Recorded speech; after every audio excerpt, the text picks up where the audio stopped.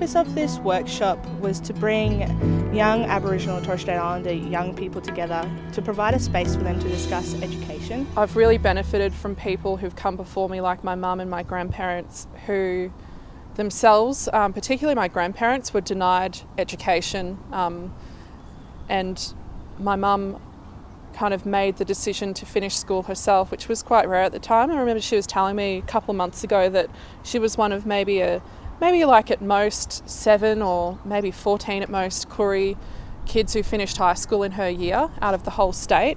So I guess her drumming it into me and seeing how that was denied to people around me has made me realise how important it is. But I know that story is not just my story. I know it's a common story and it's something that I've heard here as well. One of the key outcomes, or one of the key agendas that we've been discussing, is that yes, education is an incredible tool.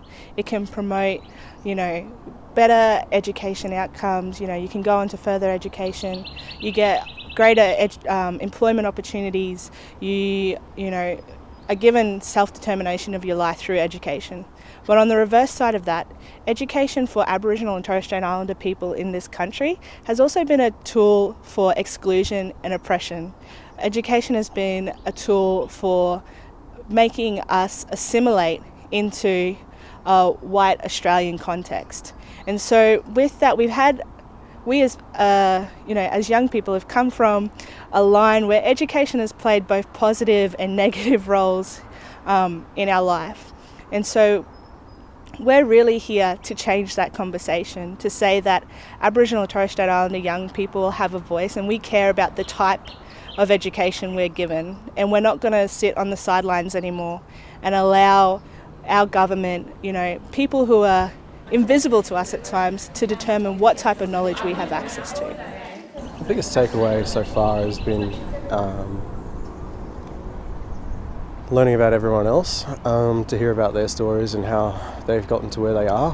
I've met some people that are 6 or 7 years younger than me and have already achieved so much in their short life, which has been really inspiring to see how far they've come and from the circumstances in which they've come.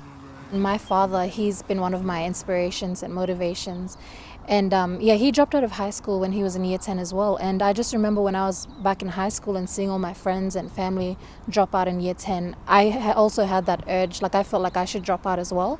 But because my dad was there to support me and tell me that I should really value education, because he wishes that he could go back to school and complete his high school degree. And I'm really blessed that I have him in my life to support me and motivate me. And I ended up graduating high school, finishing all the way through year 12 because of my dad. I took education for granted when I was younger, and looking back, my dad pressured us to do education because he didn't get those opportunities and our grandparents didn't get those opportunities.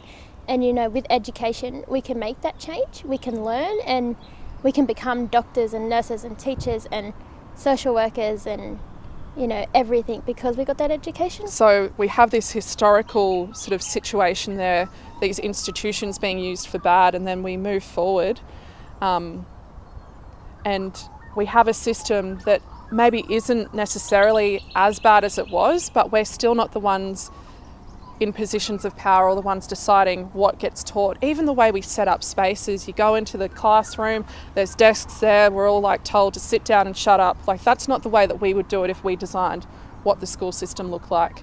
Would the buildings look the same? Who even knows? But we haven't been in a position where we've designed what it looks like, where we've designed the content, where we're the ones delivering it. And we've been around for thousands and thousands of years. We had a way of doing stuff that worked. So it makes sense to utilise our own knowledge. I would love to see an Aboriginal school and not sort of knowledge institutions established. So all the way from primary right up until tertiary, that would be amazing. And to do something like that where it's spoken in, say, Wiradjuri from where I'm from, that would be amazing. Where I could do a PhD and submit my thesis in Wiradjuri would be amazing. I think the main thing that I want to leave, and I'll be sticking by it for a very long time, I think, would be that So during the workshops, we've been talking about, and Hayley's been mentioning, what would your call of action at the end of our stories, and it would be to just start and not give up at the moment. Because you hear a lot of, there's not really an answer to it. It'd be a group of answers. There'd be so many solutions, but it's to make a start and to start and start helping everybody and help the community. That's the only thing we can do.